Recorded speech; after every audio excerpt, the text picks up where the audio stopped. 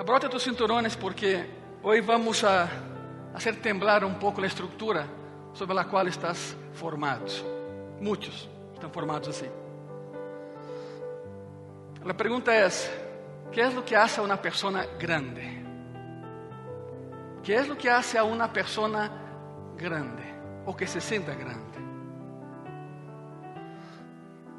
Se llama el hombre más grande. En la primera parte, son dos partes. Entonces, la primera, el hombre más grande. Dando la bienvenida a personas que nos ven por internet. Bienvenido a Gracia y Paz. ¿Qué es lo que hace, iglesia, a una persona grande? ¿Qué es lo que hace que alguien sea grande? A los ojos del mundo, y ahí van los valores del mundo, ¿no? Que carecen de valores. A los ojos del mundo, hay varias cosas que hacen que alguien se sienta grande. Una cosa sería que la persona nazca en la familia correcta, en cuna de oro, como dice. Si estás relacionado con las personas correctas, automáticamente te colocan en un foro público. Eres tú.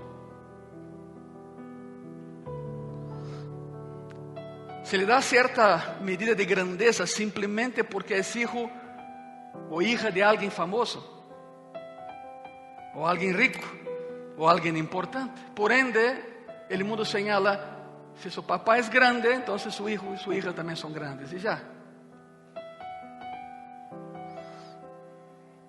La familia puede hacerlo, que alguien se sienta grande a los ojos del mundo.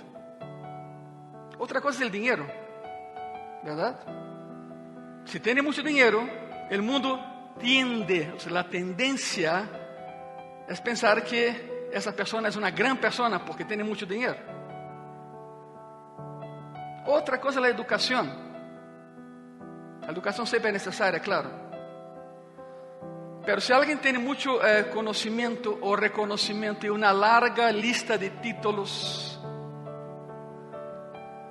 si la persona enseña en alguna universidad famosa del mundo, si la persona escribe un montón de libros que han impactado a la sociedad, o lo que sea, entonces las personas piensan que esa persona es una persona grande. Familia, dinero, posición. También está el éxito. Si la persona alcanza el éxito por alguna razón, es una persona grande. A mí me impresiona músicos que no saben tocar ni cantar y son grandes. Porque tienen miles de seguidores en Facebook, no saben hacer absolutamente nada. Todas sus grabaciones son de estudio. Hay 5 ingenieros mezclando las pistas para que parezca que cante. Y antes de lanzar el disco ya es disco de platino, por la cantidad de veces que se ha bajado su canción por internet. Es una mediocridad increíble.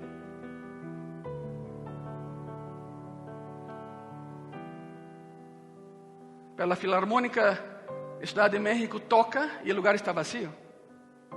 ¿En qué mundo vivimos? Donde lo que sí vale la pena, nadie está. Y la basura, todos corren atrás. Son los valores locos que hay afuera. La persona tiene éxito, eres exitoso, las personas piensan que la persona es grande. Bueno, pon atención a la seriedad de eso. Si vemos eso como criterios, lo que acabo de mencionar, si decimos que nacer en una familia especial es parte de la grandeza, o tener dinero, o una educación más allá para humillar a los demás, o si la persona es exitosa, la tendencia de concluir que esa persona es grande significa que Jesús no es grande. Por los estándares del mundo, Jesús no es absolutamente nadie. Él es enorme y lo sabemos. Pero si tomamos los criterios del mundo para evaluar a Cristo, Cristo no es grande. Es una locura, ¿no? Él nació en una familia común. Cristo nació en una familia común. Su padre terrenal, José, era carpintero. No tenía dinero. De hecho, un día él dijo, mira, las zorras tienen agujeros donde vivir, Las aves del cielo tienen nidos, pero el Hijo del Hombre no tiene donde descansar la cabeza. Significa que no tengo nada. Y ese que dijo, no tengo nada, simplesmente es el dueño de todo. Increíble, ¿no? Increíble. No tuvo una educación en términos de educación formal en la Israel de hace 2000 años. Comparado con la mayoría de los hombres, no tuvo un éxito en absoluto, porque nunca fundó una universidad, nunca construyó un edificio, nunca empezó una organización. ¿Estás pensando en la iglesia? No, la iglesia no es una organización, la iglesia es un organismo, porque crece y está viva. La iglesia es un organismo, no es una organización. Y para terminar, pues murió crucificado como criminal. No, según los niveles del mundo, Cristo no fue grande. Entonces, tomando como base eso, Iglesia Gracia y Paz, el resultado de mi análisis de todo esto es que Dios tiene un estándar muy diferente de lo que es grande. Muy diferente.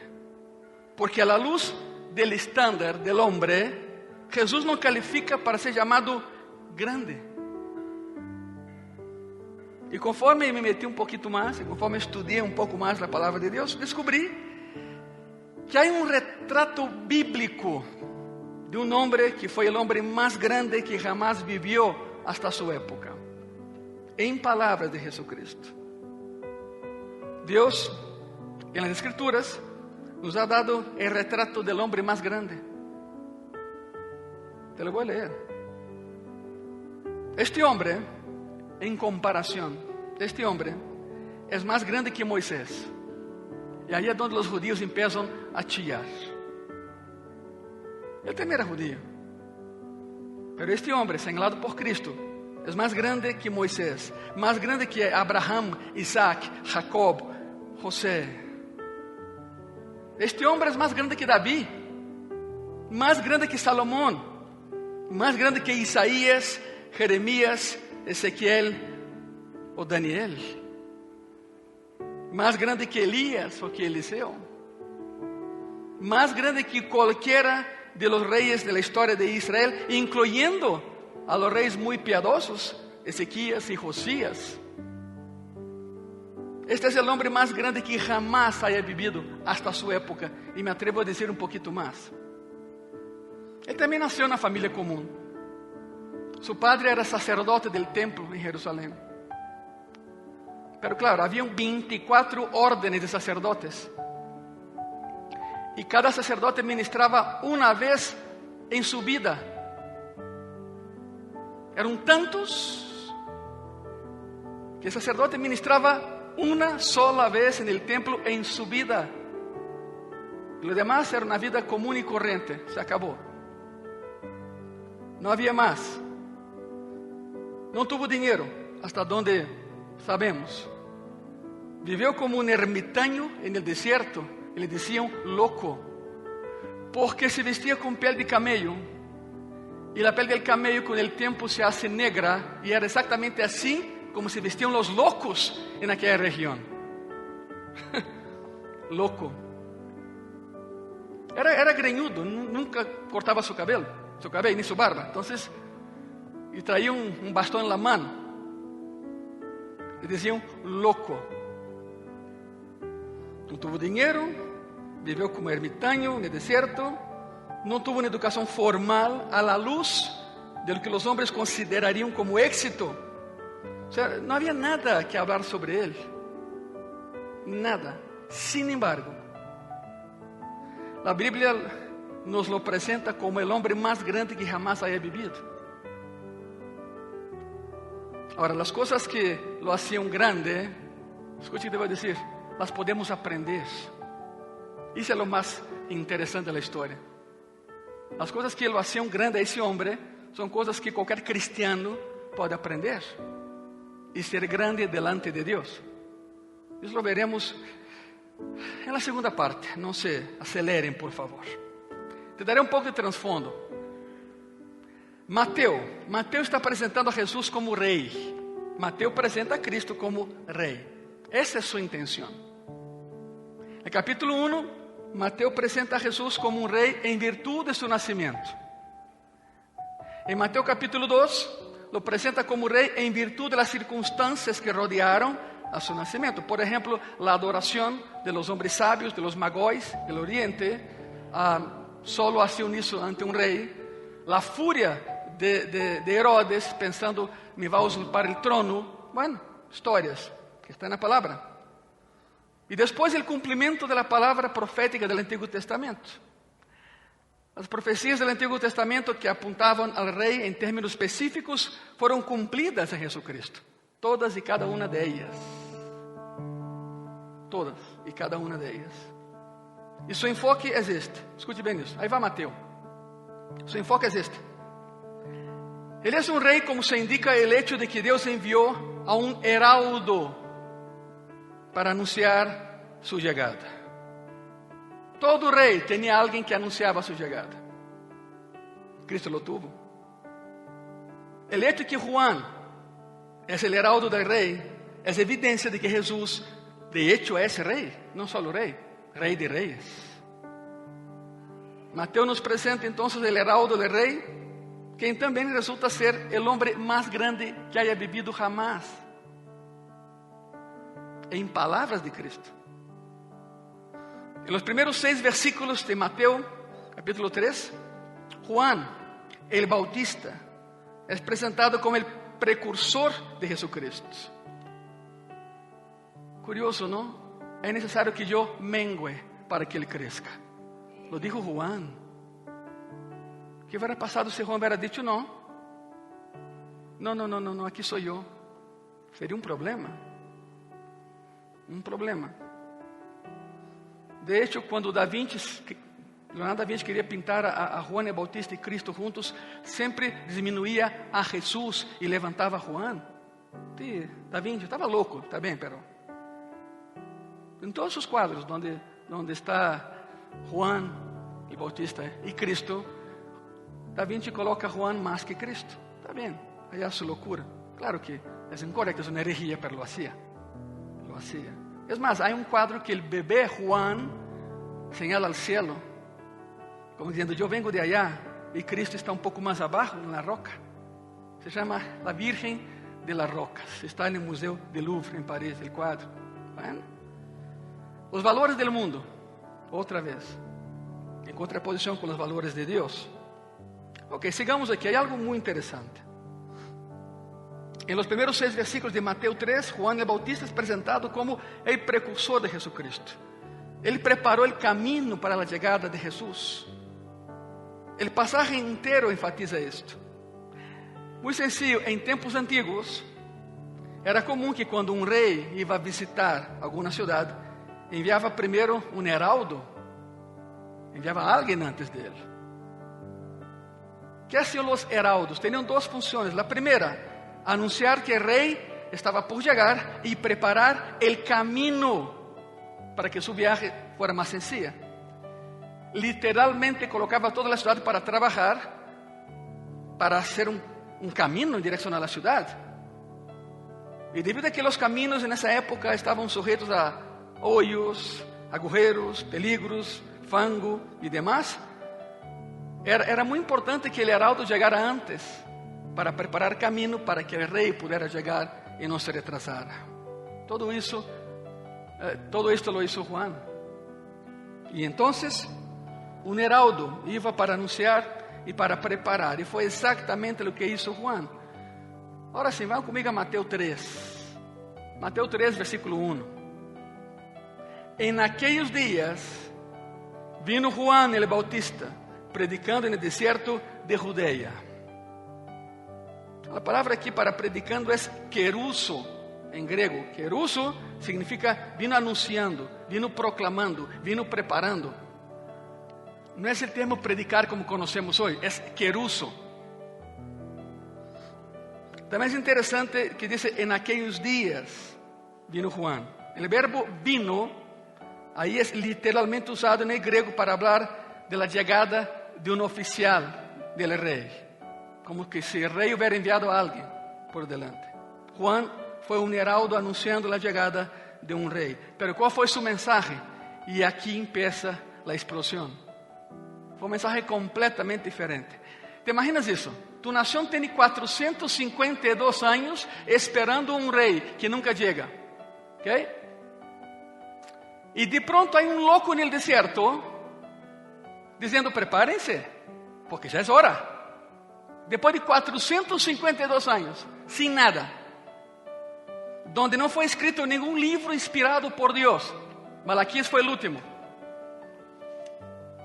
Y de pronto corre la voz, la noticia, hay un loco en el desierto que habla muy bonito, pero es muy gruñón, muy regañón. Tiene su carácter. Juan tenía su carácter. ¿Cuál es su mensaje? Mateo capítulo 3, versículo 12, diciendo, arrepentíos, directo, ¿no? Arrepentíos porque el reino de los cielos se ha acercado. Significa, es inminente, ya está, no depende de ti, va a llegar, es lo que sigue. Versículo 3, Mateo 3, versículo 3. Pues este es aquel de quien habló el profeta Isaías cuando dijo, voz del que clama en el desierto, preparad el camino del Señor e enderezad sus sendas. Endereza tu vida, porque Cristo viene. Porque Cristo viene. 672 años antes, Isaías profetizó, voz del que clama en el desierto. Y ahí está Juan, clamando en el desierto. Entonces a Juan se le dio la función de ser el heraldo del rey, anunciar la llegada del rey y asegurarse de que la gente estuviera lista para la llegada del rey. Y fue lo que hizo. Esta fue una costumbre oriental y Juan fue llamado a cumplirla, ya lo vimos. Nada más que en su caso, en el caso de Juan, él estaba siendo el heraldo. Gracias. Más que Juan estaba siendo el heraldo del Rey de Reyes y Señor de Señores. Un rey completamente diferente. Un rey sin castillo, pero con trono. Un rey creador.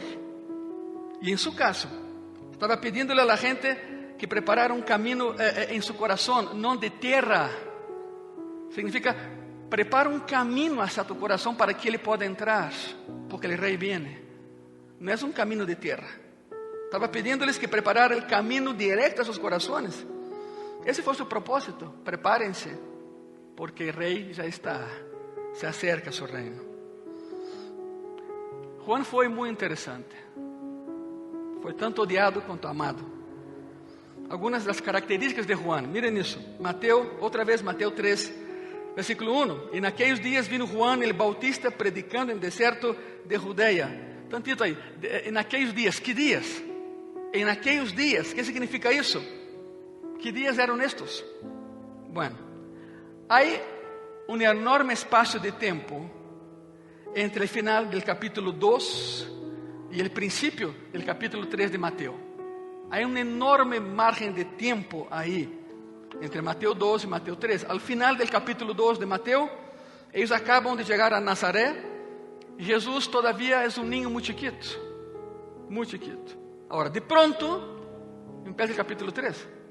De pronto, en aquellos días, Juan el Bautista está anunciando que el rey viene. O sea, del capítulo 2 al 3 pasaron 30 años.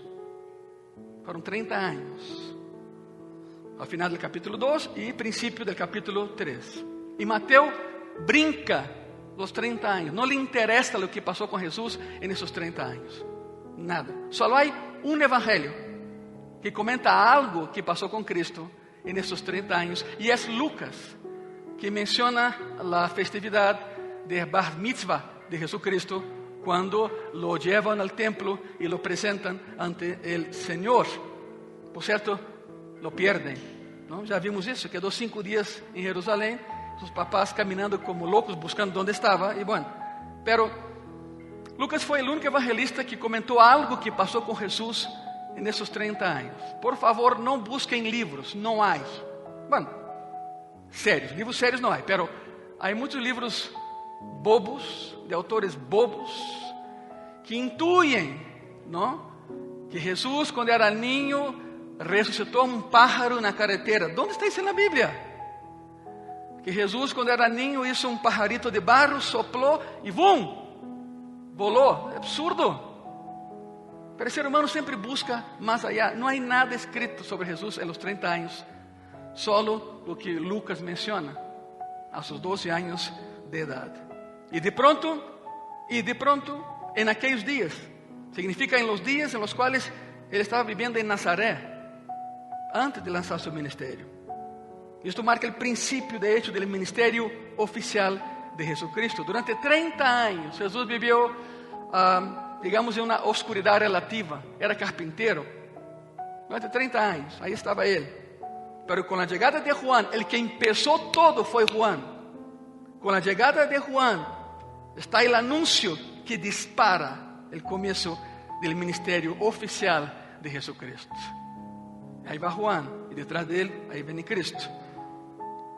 Hechos, dejemos un poco Mateo, vamos a Hechos. Hechos capítulo 10, versículos 37 y 38.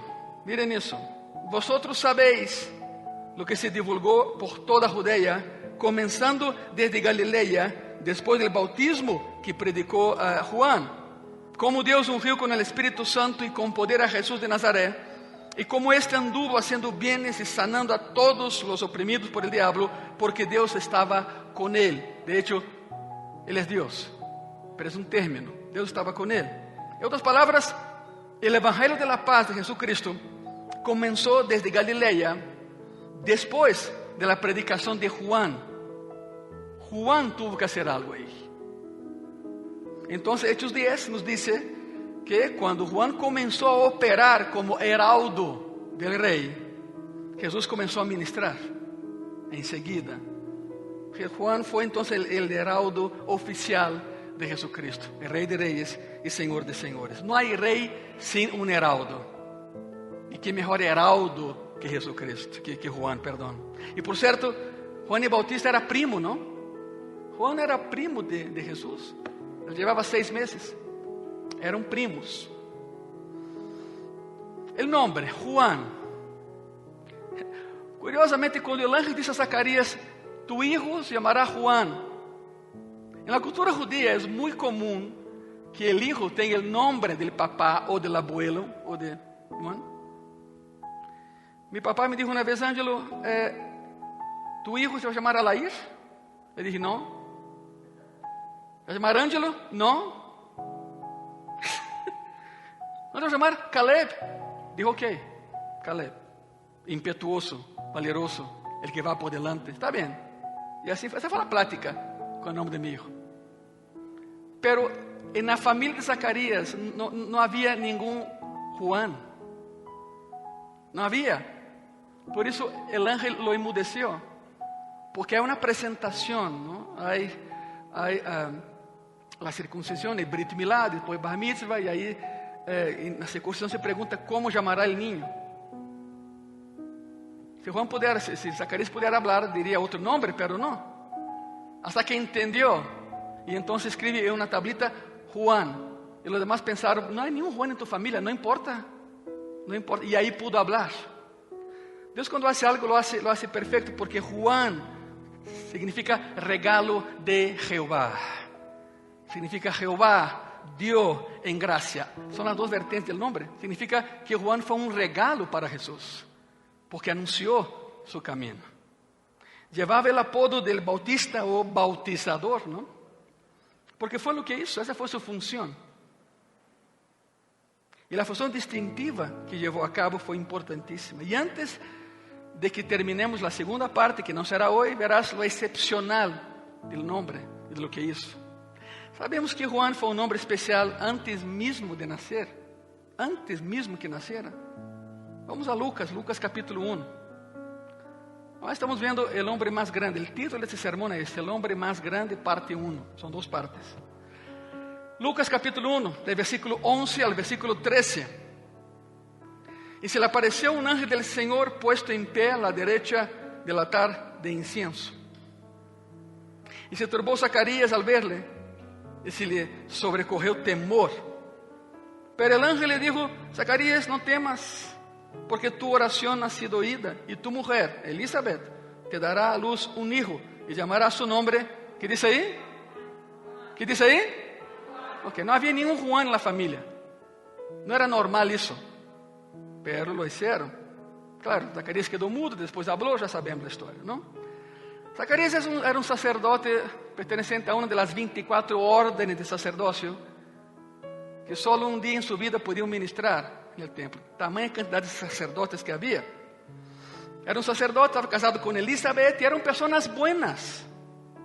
Eran personas muy buenas, pero nunca habían tenido bebés, porque Elizabeth era estéril y ambos eran de edad avanzada. Tristemente, no tuvieron bebés hasta ese momento.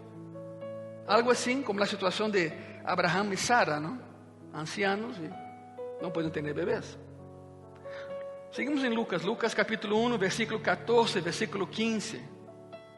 Y tendrás gozo y alegría, y muchos se regocijarán de su nacimiento. Miren eso. Porque, y aquí está la clave, porque será grande delante de quién, iglesia. El estándar es otro. Y será grande delante de Dios. No beberá vino ni sidra, y será lleno del Espíritu Santo aún desde el vientre de su madre. Olha o que passou. Maria visita Elizabeth e el bebê Juan, pum, na presença de seu Criador, de seu Rei, recebe o bautismo do Espírito Santo, aún dentro.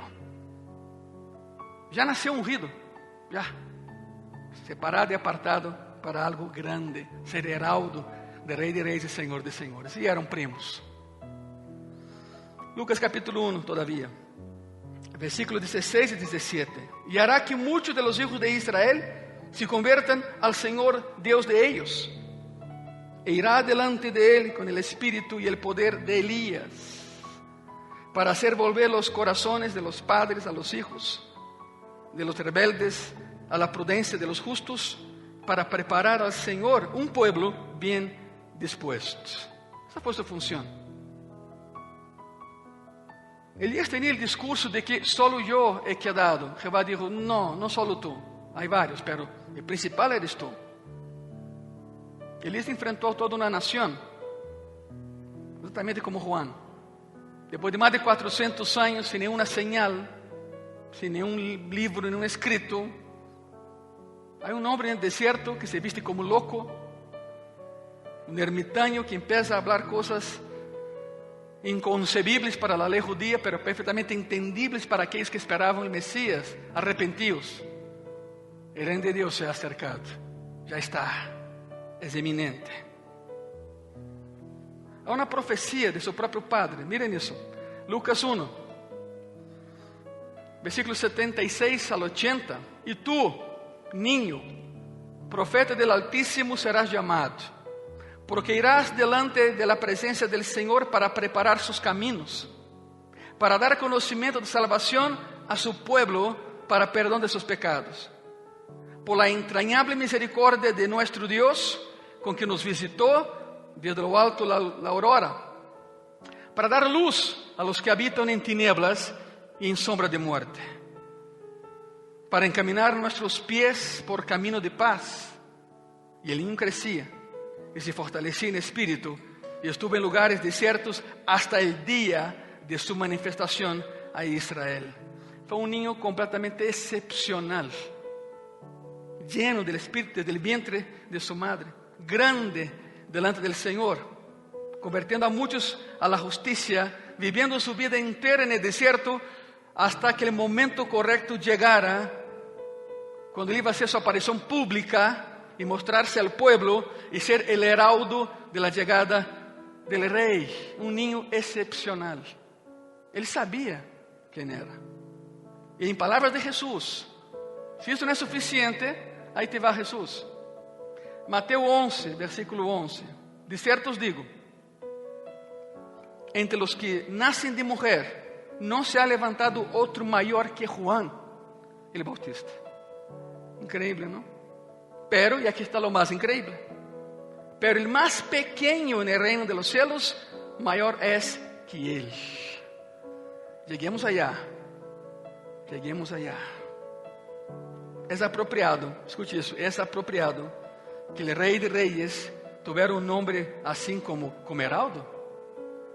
Era muy apropiado. Escute bien eso. Si el hombre más grande que jamás haya vivido es simplemente el heraldo del rey, entonces ese rey, por lógica, debe ser más grande que el hombre más grande que haya vivido jamás. ¿Cuántos dicen amén a eso? Simplemente el hombre más grande de la historia es heraldo de ese rey. Entonces, claro, ese rey es mucho más grande que el hombre más grande que haya vivido. Su nombre es Jesucristo. No hay nadie como él. Nadie. Juan conocía su llamado. No hay duda de que a lo largo de su vida supo cuál era su función. Decimos a Juan capítulo 1, versículo 19 al 23. Este es el testimonio de Juan, cuando los judíos enviaron de Jerusalén sacerdotes y levitas para que le preguntasen: ¿tú quién eres? Él no salió del desierto, fueron por él. ¿Tú quién eres? Confesó y no negó, sino confesó: yo no soy el Cristo, yo no soy el Mesías. Y le preguntaron: ¿qué pues? ¿Eres tú Elías? Dijo: no soy. ¿Eres tú el profeta? Y respondió: no. Le dijeron: pues ¿quién eres? Para que demos respuesta a los que nos enviaron. ¿Qué dices de ti mismo? Dijo: yo soy la voz de uno que clama en el desierto. Wow. De inmediato, esos que fueron por él se acordaron de lo que había sido dicho hace 672 años antes por Isaías: voz del que clama en el desierto, prepara camino, porque ahí voy. No soy. El profeta respondió: no. Le dijeron: pues tú quién eres, tenemos que hablar algo allá. Yo soy la voz de uno que clama en el desierto: enderezar el camino del Señor, como dijo el profeta Isaías. Él sabía perfectamente bien quién era. Lo sabía. Sabía exactamente cuál era su función. Nunca hubo ninguna duda. Sus padres lo supieron. Ellos se lo dijeron desde que era un niño. Desde que era un niño. Escucha bien eso. Los judíos sabían que el Mesías tendría un precursor, alguien que prepararía su camino. Sabían que el Mesías tendría un heraldo. Ellos sabían que alguien iba a venir para anunciar la llegada del Mesías. Y según la cultura judía, ellos pensaron que sería Elías, ese heraldo, el precursor. En cada ceremonia judía hay una copa de vino apartada. En la Pascua ortodoxa, en la fiesta de las cosechas, en la fiesta de Purim, que es cuando Esther salva a su pueblo, en cada fiesta hay una copa de vino esperando preparada por si llega Elías. ¿Sabe por qué? Porque si llega Elías, llegará pronto el Mesías. Esa es la intención del corazón judío. Pensaron que era Elías. Colocaban alguna silla vacía también para que Elías pudiera sentar. Sería la señal de la llegada inminente de su rey. Ahora, lo que ellos nunca percibieron, nunca vieron, es que Juan era el cumplimiento de la profecía de que Elías vendría. En otras palabras, Juan fue el Elías del Nuevo Testamento. Y te voy a probar por qué. Está en la Biblia. Claro que no era Elías. No es que Elías regresó, no. Pero en el sentido y poder de Elías sí lo era. Malaquías 4 dice así. Malaquías 4, versículo 5 y versículo 6. He aquí, yo os envío el profeta Elías, antes que venga el día de Jehová grande y terrible. Él hará volver el corazón de los padres hacia los hijos y el corazón de los hijos hacia los padres. No sea que yo venga y hierra la tierra con maldición. En otras palabras, el profeta Malaquías dijo, y el Antiguo Testamento termina con eso: el siguiente hombre en escena es Elías, que preparará camino al Mesías. Entonces pregunta: pero pastor, ¿cómo que Juan cumplió con eso? Ok, buena pregunta. Lucas 1:17. Estamos de aquí a allá, ¿verdad? Regresa a Lucas, por favor. Lucas 1:17.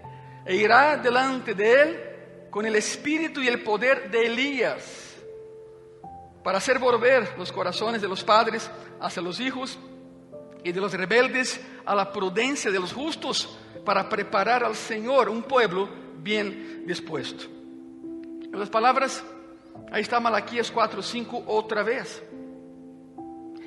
Y el Elías al que se refiere no es ningún otro que Juan el Bautista, es el Elías mencionado aquí, en el poder de Elías, con la intención de Elías, uno contra una nación, preparando camino al Señor. Ahora te voy a enseñar algo más que va a solidificar eso en tu mente, en tu corazón. La gente sabía que ese precursor iba a venir y pensaron que sería Elías porque ellos conocían la última parte de Malaquías que acabamos de leer. Pero mira lo que dice Mateo 17, de versículo 10 al 13. Entonces sus discípulos le preguntaron diciendo: ¿por qué pues dicen los escribas que es necesario que Elías venga primero? Respondiendo Jesús les dijo: a la verdad, Elías viene primero y restaurará todas las cosas. Mas os digo que Elías ya vino, y aquí va la clave, escuche bien eso. Aquí no habla del Elías del Antiguo Testamento. Mas os digo que Elías ya vino y no le conocieron, sino que hicieron con él todo lo que quisieron. Así también el Hijo del Hombre padecerá de ellos. Así como mataron a este, me van a matar a mí. Entonces los discípulos comprendieron que les había hablado de Juan el Bautista. Juan fue el cumplimiento de esto. Él no fue Elías, pero vino en el espíritu y el poder de Elías y cumplió la intención de las profecías, la profecía de Isaías. Y algo más, escuche eso, esto es gravísimo. Él fue Elías hasta que lo rechazaron. Hasta que lo rechazaron. Quiero que observes algo. Mateo 11, el versículo 11 al 15. De cierto os digo, entre los que nacen de mujer, no se ha levantado otro mayor que Juan el Bautista, pero el más pequeño en el reino de los cielos mayor es que él. Ahora mira el 12. Desde los días de Juan el Bautista hasta ahora, el reino de los cielos sufre violencia y los violentos lo arrebatan. Porque todos los profetas y la ley profetizaron hasta Juan. Y si queréis recibirlo, es esto. Y si queréis recibirlo, él es aquel Elías que había de venir. El que tiene oídos para oír, oiga. O sea, él quiere escuchar, escuche. Los demás tapen sus oídos. Es esto. ¿Y qué hicieron? A Juan no lo recibieron. De hecho, lo decapitaron. ¿Saben algo? Iglesia Gracia y Paz y personas que nos ven. Cuando le hicieron esto a Juan, detuvieron el cumplimiento de la profecía. Y otro Elías, otro en el espíritu y poder de Elías, tendrá que venir en el futuro para preparar al pueblo para el reino que todavía está por venir. Cristo dijo: si lo reciben, ese es el Elías. Si no lo reciben, se va a dilatar un poco el cumplimiento de la profecía. Y mucho. El pueblo esperaba el Mesías y sabía que había alguien antes de él. Vino Juan. No solo lo rechazaron, lo asesinaron, lo decapitaron. Otro Elías tendrá que venir. Juan habría sido ese Elías para Israel. Esa es la razón por la que dice en versículo 14: y si queréis recibirlo, este es aquel Elías que habría de venir, pero no lo recibieron. Y entonces, iglesia, por lógica, todavía hay un Elías que está por venir en el futuro. Todavía. Algunos dicen que el Elías del futuro es uno de los 2 testigos mártires de Apocalipsis, porque se menciona ahí. Quizás uno de ellos es Elías. Y no quiero decir literalmente Elías, pero alguien como fue Juan, alguien en el espíritu y poder de Elías, como Juan fue. Y nadie lo recibió. Ahora escuche bien, estamos terminando. Ponga mucha atención. En ese sentir, la iglesia hoy debe ser ese Elías. Debe ser ese Juan que prepara el camino para el regreso del Señor. Esa es nuestra función.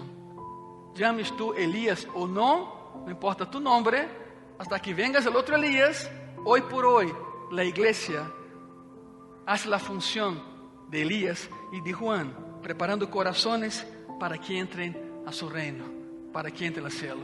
Cada vez que predicas la palabra, estás actuando en el poder de Elías. Cada vez que predicas la palabra, estás preparando camino, como lo hizo Juan. Si no estás haciendo nada de eso, es que no sabes tu identidad. Es que no sabes el poder que Dios te ha dado. Se ponen de pie todos, por favor. Todos de pie. ¿Qué es lo que hace a alguien grande?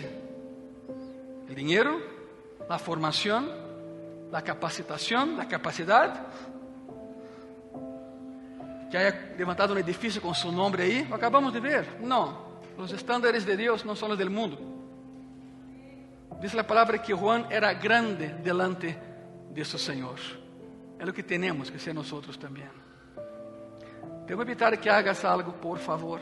Sal de tu lugar y ven aquí adelante y preséntate ante Dios. Y diga, Señor, yo no sé si soy grande o no, pero haz de mí su voluntad. Simplemente eso. Simplemente eso. Tenemos que ser ese Elías, ese Juan que prepara camino al Señor. Simplemente pasa aquí adelante. Si no quiere pasar, no hay problema. Usa tu silla como altar. Simplemente preséntate ante Dios. Dice, yo no sé lo que quieres de mí, Señor. Todavía no lo tengo claro, Señor. Pero heme aquí. Heme aquí.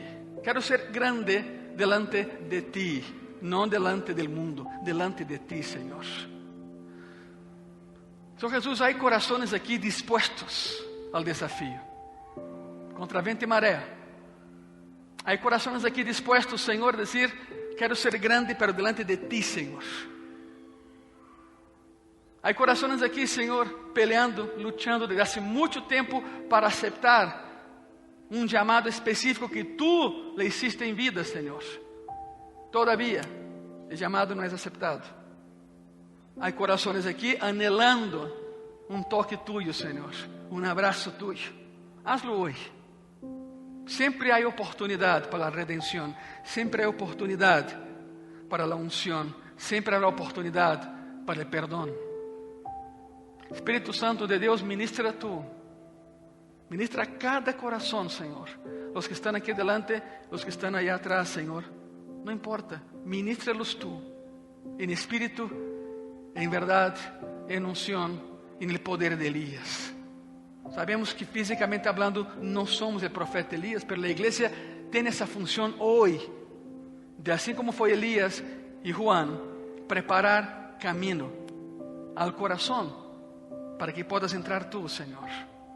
Anunciar tu llegada y preparar corazones. Es lo que tenemos que hacer, no solo en Gracia y Paz, sino en cualquier iglesia que se diga cristiana evangélica. Porque no hay duda de que vienes pronto, Señor. Vienes pronto. Y cuando vengas, lo que no se hizo, no se hará. Y quedará solo la buena intención, nada más. Sé con ellos, sé con ellas, por favor. Es un hermoso día, Señor. Es tu día para colocar corazones en sintonía con el tuyo y seguir adelante.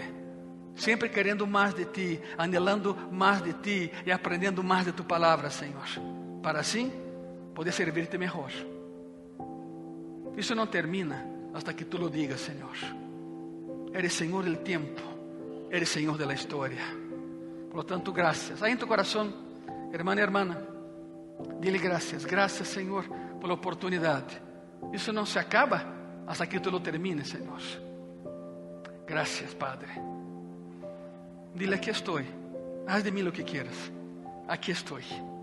Quiero ser grande delante de ti. Con lo poco que tengo, con lo poco que sé, pero hay un corazón aquí anhelando servirte, Señor. Por lo tanto, gracias. Dile gracias, por favor. Gracias, Señor. Muchas y muchas gracias. Amén.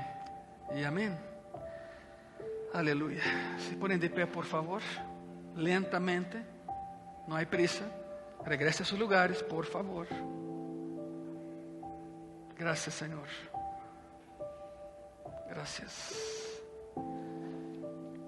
Y una vez que esté en sus lugares, ¿por qué no das un aplauso a ese rey que tenemos maravilloso?